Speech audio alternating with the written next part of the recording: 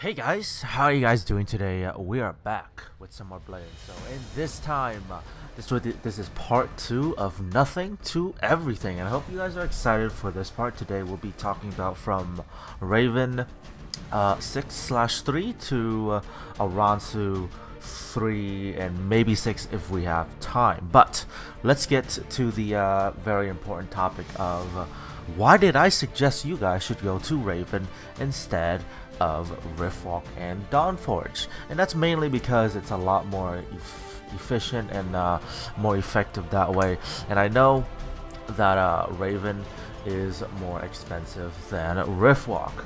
Now there are more specific, let's go into the more specific here, and is that, let me put that here. And as you guys can see, the because since we're only gonna be going because you shouldn't be going all the way up to Raven 9 immediately, so therefore you would be saving a ton of materials, because from 6 to 9 is quite expensive, and I don't recommend you guys actually go to Raven 9 until you're fully ready for the next update on your weapon. So in this game, okay, as I've said many times before, that it is your accessories that make you strong. Your weapon, as soon as you hit Raven 6, it becomes a flat line really quickly, mainly because your weapon doesn't affect your damage as much as you think it does. And from Raven 6 upward, your weapon will only contribute a very small amount of damage towards your gear progression, so your accessories will be a hard carry on your damage. Okay, so let's get right to it here. So as you can see, that the material cost for Raven 6 is here, and on this side, how about I take away that, and you guys can see that the cost for Riftwalk is a lot cheaper by a couple hundred soulstones here, about 100 moonstones here, about, let me see, it's about like yeah, it's another 100 or so sacred crystals, and by about like 100 some Elysian crystals, which is perfectly fine. But the main difference is Riftwalk uses these materials here, which is called transformation stone, which they are cheaper. You can also craft these guys for about 60 gold, and you'll be able to upgrade from 3 to 6 very easy. And by this point, you're pretty much kind of committed to this path, mainly because if you're gonna go up this path, you're gonna go up to 9. You're not gonna switch at 6, because that would be a waste of materials. And like the buff for 6 is okay, but I would only suggest going down the Riftwalk path if you're a destroyer, maybe soul fighter, maybe warlock, and maybe blade master, mainly because their skills are very good for Riftwalk, and maybe Warden as well. But I switched to Raven as soon as I got to Raven 9. Now the reason why I went up Riftwalk when I did this, because there was an event that gave out the Riftwalk weapon at stage 3 for free, so that's why I used the Riftwalk weapon. However, if they didn't have that event, I probably would have went up the Raven path, mainly because I know that Raven will give me higher damage, and when you do higher damage, you'll be able to clear the dungeons a lot quicker. And when you clear dungeons a lot quicker, especially in a grindy heavy game, you can do that again, and so therefore you're ahead of that guy that has Riftwalk. In terms of buff, okay, this is another reason why I tell you guys to go to Raven instead of Riftwalk. The buff for Raven, as you can see, the sword or the weapon itself is way better than Riftwalk. Riftwalk only provides, Riftwalk or Dawnforge. Dawnforge provides a 10% damage increase on your main DPS skill. Riftwalk provides a 30% DPS reduction on one of your main DPS skills, or the skill you use to main DPS. So it's I feel like Riftwalk is nowhere near as good as Raven, because you guys can see here the buffs on Ravens are significantly better. The Raven weapon itself also gives you a elemental buff, which will probably be called Mystic later on, so just keep that in mind. And the Raven buff proc rate, or the chances that it'll activate, is very high. When you're at Raven 3, you have approximately a buff of like around 45% to 55%, which is already pretty, in my terms, it is pretty alright. And when you go to Raven 6, that goes from 55% to 65%. That's very, very good. Like, you have over 50%, like every other hit, you have a really good chance of activating your Raven weapon. And when you have that type of, proc rate, you'll be able to get the stacks for Raven a lot quicker, and so you'll do higher damage. Let's just talk about 9 real quick while we're here. When you go to 9, the buff rate becomes even stronger, which is about 65% to 75%. I know this because I've used both Riftwalk 9 and Raven 9 at the same time, and it's quite like the buff is just so much higher. The activation of the Raven effect is so strong. Raven effect and Sky Shatter effect are the same thing. They give the same buff. However, the rate that they activate on both weapons are not the same. Riftwalk has around a 55 to 55 to 65% proc rate, and if you're at 6, it's around 55 to 45%. So it's not as high proc rate as Raven, from my personal experience, mainly because Raven, it's a raid weapon, so I would think that it would be better than the PvE path. So those are my specific reasons why you should go Raven. Now, I know Raven does cost a lot more, so how about we go back to Raven here. I clicked on the wrong one, didn't I? It's okay though. The main reason why people say that Raven is more expensive is because of these things here called a premium transformation stones. And as you guys can see, premium transformation stones do not cost you $1 million anymore. They cost you around 240 gold, and if you're the average player, you should be able to make 120 gold every single day if you do your solos correctly, or if you do the correct solos, you do your daily dungeons, and of course you do your weekly raids from the regular weeklies and your Skybrick Spire every single week. This shouldn't be a problem for you, especially if you're just heading to Raven 6. And Raven 6, that's where you should be standing at until you max out your 2 Black Tower accessories. So you shouldn't be even touching Raven 9 until you max out your earring from Black Tower and your ring from Black Tower. So that's what I highly recommend you guys do if you were to stay still at Raven 6. So let's get on, and that's the main reason why. And see, materials don't really cost that much, to be honest. The only thing that's expensive is premium stone, and I would say this is more like, I would happily pay, like, for the current meta, 240 gold is absolutely nothing. So just don't worry about that too much, and just focus on grinding the common materials. The common materials will actually take you longer to grind than the premium transformation stones, mainly because they if you do MSP every single day, then you'll be fine. And make sure when you are farming your dungeons that you win these material box. Very, very important, you guys win these material box. The peculiar one will pop up quite a bit, so if you guys win those, you guys should have lots and lots of materials. You guys can see that I have abundance of them, and I have plenty to work with. Alright, so just keep that in mind. The premium stone is not a problem anymore because it's so cheap. And since Trove is coming, people are this will probably go down, but if it does go up, it probably will only go up by about like 20, or maybe at most, I would say 50 gold at most. And if it doesn't go down, it'll stay the same, and it'll be a great time for you guys to upgrade. And so, what Raven brings is so much better than Riftwalk, and those are my specific reasons. Okay, so why you should go Raven? Okay, the proc is way better, the buff for Raven is way better, and since you're doing higher damage on Raven, you're able to clear the dungeons and the solos a lot quicker. Okay, so those are my reasons why you should go Raven. The reasons why I did not tell you guys to go Riftwalk is because 1, you're slower, and 2, your weapon is not that great, and your proc is just really, really bad in general.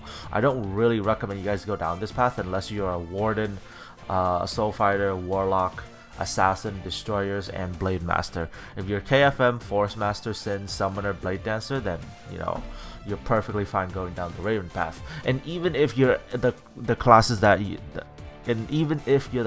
I mentioned that you can go Riftwalk, most of the classes that I mentioned that goes Riftwalk anyways, they'll go to Oranzu. So like, you know, there's no point sticking on this path because it's just not that great in general. So I hope you guys understand my point of view, and this is so that we can plan things out in the long run.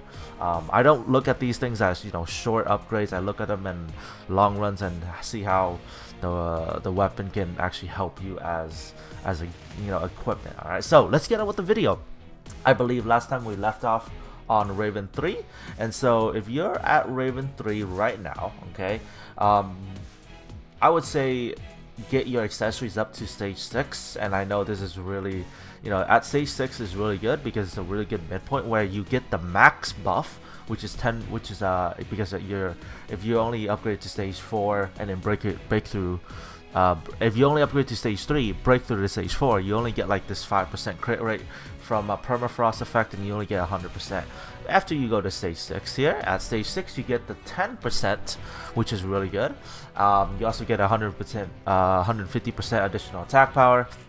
And once you get to stage 10, you get an even stronger buff, which will help your party as well. Very, very nice. And then same thing for stage 10. Stage 6, go to stage 6 if you're not at stage 6, and then jump to stage 10. Don't go like 1, 2, 3, 6, and then, you know, like just don't upgrade one at a time. Always do jumps, okay? Very important that you guys do jumps. Same thing with Raven. When you can jump from stage 3 to 6, jump from 3 to 6. Do not, you know, upgrade one at a time because it's a very, very big waste of materials. So once you guys have those guys at least at stage 6, or Raven at stage 6, or even at Raven 3, you guys need to start spamming dungeons, okay? Doesn't it feel great to finally get out, you know, get out of freaking MSP? Doesn't it feel great? You guys should definitely be, or should be already be doing Drowning Deeps. Should definitely be doing Hollow's Heart. Should definitely be doing Starstone Mines, and last but not least, be spamming this dungeon right here called Sandstorm Temple. This dungeon right here is probably gonna be your best friend for a while, mainly because it will allow you to get a new legendary accessory. It's called the Hellion bracelet, and that bracelet will allow you to break through to the tier 2 bracelet. Now the tier 2 bracelet is going to be really good. It'll make it so that you play your class a lot different, and so make sure you run that dungeon to get your bracelet. However, you only need about 10 runs to get the achievement to unlock the bracelet, and so you'll need Hellion cores in order to get the bracelet if you're not lucky enough to get the bracelet drop from the dungeon itself. Otherwise, just, you know, keep running Sandstorm Temple because it's quick. Yeah, I just bloody said that. And it also gives you the 3rd tier material box here. Now the Hidden Promise Lucent chest is a very good chest. As you guys can see, it gives you 2 soul stones guaranteed. It also gives you 1 sacred orbs and a sacred crystal, which is quite nice, and you have a chance of getting all the other materials. As in terms of peculiar chests here, it's, you know, it's okay. This one is okay, but you really want to get these guys. These guys are really good, and these guys, you can only get them from doing hard mode or doing Master Hong or doing Mao. Okay, so make sure you guys get well, these boxes are a little bit more difficult to get, but they are the best out of the 4. Okay, so since you guys have been doing dungeons from Naryu Sanctum all the way up, well, now you guys can do dungeons from Naryu Sanctum all the way up to Sandstorm Temple. You should be making quite a bit of gold. Like, you should be making quite a bit of gold per day. Keep in mind that you want to do Yunseng here. You want to start learning how to do Outlaw Island, and you want to do not Yunseng, Noxen here as well. Outlaw Island is a very good amount of gold. It gives you 11 gold every single day. So make sure you guys do learn how to do Outlaw Island, and so you guys can get the quest there. It's 11 gold. It's quite good. And also Yunseng, learn how to do his dungeon as well, because he is 5 gold, which is quite good every single day. 5 gold from him, very nice. Make sure you do your daily MSP. MSP, yes, you see here, gives you 12 gold, very good. And so you know, just hit all your daily, you know, daily dungeons from Nayu Sanctum all the way up to you know, Nayu Sanctum all the way up to Sandstorm. Let me see, Sandstorm Temple here. Now, there's one dungeon that I highly recommend you guys stay away from, and that is Ransack Treasury. The reason why I say that is because Ransack Treasury has very punishable mechanics. So therefore, if you fail the mechanics from Ransack Treasury, you'll die immediately and the party will wipe. So if you want to do Ransack Treasury, highly recommend you guys check out a guide on any of the YouTube channels. There's one on my channel as well if you guys want to check that out. But otherwise, don't do Ransack Treasury if you do not know the mechanics. The mechanics are very easy. However, a lot of players don't know how to, you know, do the mechanics on Ransack Treasury. It's just that people don't want to learn, which is the, you know, main problem. And so don't do Ransack Treasury if you do not have the knowledge of doing the dungeon. Otherwise, feel free to do them at Raven 6. It's a great dungeon to run. It gives you 14 gold, very good, you know, gold potential every single day. So with that being said, if you do Nayu Sanctum all the way up to you know, Sandstorm Temple, you should be making, you know, like I said, 120 gold every single day. Very good amount of gold potential every single day. And once you're done with that, you can just basically log off, because there's no, like, you don't have to grind MSP anymore. Okay, you don't have to grind MSP anymore. You're good now. And so your main priority next should be, you know, either keep playing the game and grind out your bracelet from you know, Sandstorm Temple, or you should try to find a clan. At this point of the game, when you hit Raven 6, or after you hit Raven 6 from Raven 3, it's very important that you find a clan that you engage with, because a clan, they will be able to help you out a lot, especially gearing, in terms of gearing, because once you join a clan, you'll be able to, well, I hope your clanmates will be able to help you with a very difficult raid. Now, the reason why I say very difficult raid is because Temple of Alluvium is your second tier raid, and most of the players, especially if you're lower geared, this will be difficult for you guys. However, the clanmates, this will probably be nothing to them. I run Temple of Alluvium every single week with my clanmates, and we clear through it in like approximately an hour. If you guys are new to Temple of Alluvium, be sure to check out the mechanics for it, because it has some very heavy, it's a very mech heavy location. So make sure you guys learn how to do Temple of Alluvium, or just have one of your clanmates explain to you. Now, the way that I like to find a clan is you can press F11, okay? Press F11 and this will pop up, okay? First, this will pop up, and then you want to go down to this tab here that says clan, and then you can click on all ranking. Now, as you guys can see here, you guys can see all the clans that do clan warfare. That means they are active, okay? Clans that do clan warfare are active clans, and so once you have you know, look at all these clans, all their names, and you can look at their ranking. Of course, this could be some of the top clans, and if you're at, you know, Raven 6, I wouldn't advise you guys applying to these top clans, mainly because you have a really low chance of actually getting in, unless you have somebody that's already in the clan and they can get you in, okay? So I don't recommend you guys apply to these guys, but it doesn't hurt to ask. It doesn't hurt to ask. Now, I have applied, all the clans I've tried to apply to is Phantom Moon, which I almost got in. I'm pretty sure I got in Phantom Moon at some point, but then I decided to not get into Phantom Moon because I had a friend that I wanted to play with, so I didn't join Phantom Moon. But I could have gone into Phantom Moon. I have a few friends in Vengeful as well, and you know, some friends in Unreal Engine 4. So it's, you know, it's all about having a connection. But if you don't have any friends that, you know, play on these top clans, I wouldn't recommend you guys actually apply to them. Take a look at all the clans down here. Just, you know, scroll down. I'm just, you know, going down here and all that stuff, and you can go to these, you know, second tabs, and just the best way to join a clan is just to ask. You know what I mean? It's just to ask. Just ask them, right? So when you go to F8, which you should be doing every single day to do your dungeons, you'll see many players. Now if you see a clan that you want to join, and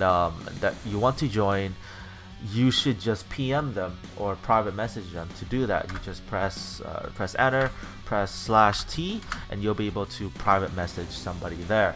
I highly recommend you just ask, because sometimes they are actually recruiting. It's just that they don't advertise it or anything like that, right? So it doesn't hurt to ask, and if you get a no, then, you know, just move on, right? So don't worry about being rejected and stuff. You'll be fine. From my time of like getting into clans, this is Alphabet is my third clan. My first clan was called, I don't remember my first clan's name, but like I think they disbanded. That's why I can't find them on here. But my second clan is Gentle Breeze, which if you guys know GB, they're great people. There's Misa's in there. There's Romo. There's, you know, Frostfiend. There's just really good players in there in general.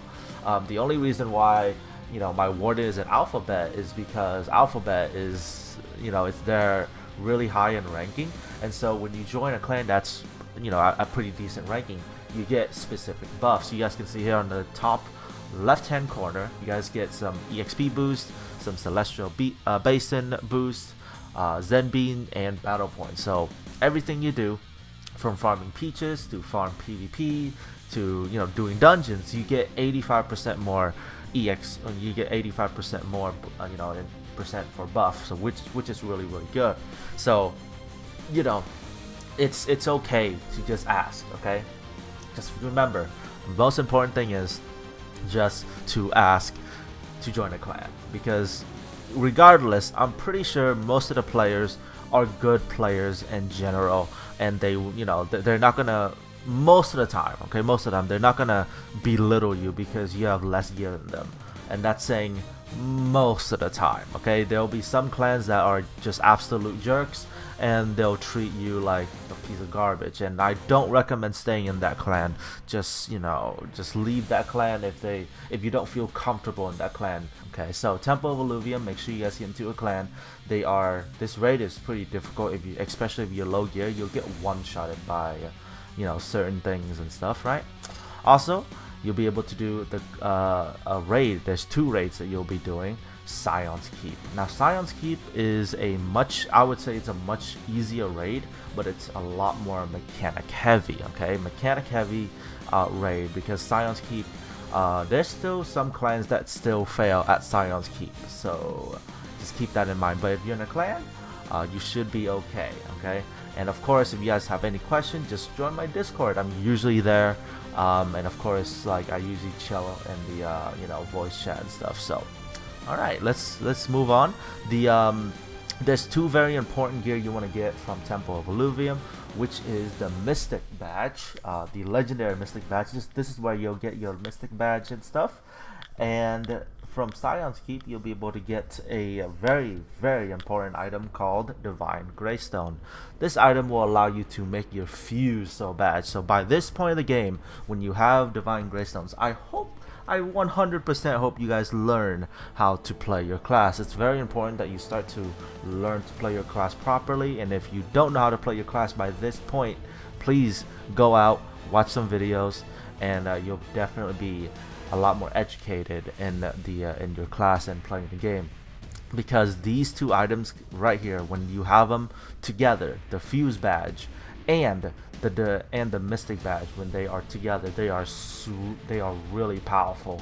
The Mystic badge alone will give you about 35k to 45k depending on your ratios, and the Soul badge, when you have them by itself, you will get another 35 to 45k. However, when you have them both together, you'll receive around 80k to 90k. So approximately, you know, it's really good to have these two together, which is very nice. Of course, while you're doing Scion's Keep and Temple of Alluvium, be sure to pick up your new soul shields from those two raids. I believe Scion's Keep drops piece number 5 and 6. Temple of Alluvium, the first boss, drops 1 and 2. Second boss drops 3 and 4, and boss 3, which is Hive Queen, drops 7 and 8. So be sure to pick up those soul shields while you're raiding from Scion's Keep. Of course, it's a weekly lockout, so you can only do you know, these two raids once per week.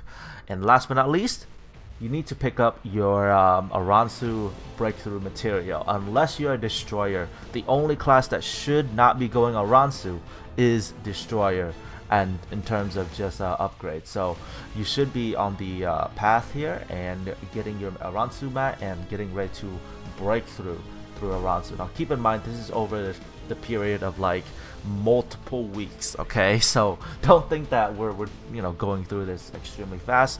And by this point, when you're doing Temple of Alluvium, you should be at least maxed out on your BT accessories, okay? When you're maxed out, at least maxed out your BT accessories, or at least nearing to maxing it out. And when you're nearing or close to it, right now you either want to farm, like getting to a clan doing raids, you want to farm your gloves. Now these gloves are very good. I would say if you do decide to max them out, it's not a loss in any way, shape or form, because then when you break through to these gloves, you'll save a couple, you know, you save a lot of materials as well. But in terms of this meta, I would say level the gloves up to stage 6 and leave it at stage 6. Don't go for the stage 10. Stage 10 gloves, I can confirm, okay, I can confirm from Blade Master is the highest damage. If you play Blade Master, it'll be the highest damage upgrade for you, because it gives you an additional 40k.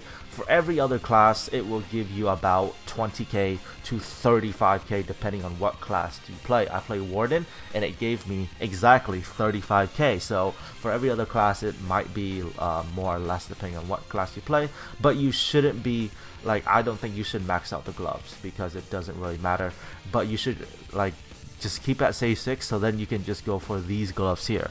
These gloves are so powerful. It is extremely powerful. So you want to, you know, save materials and just chill at stage 6.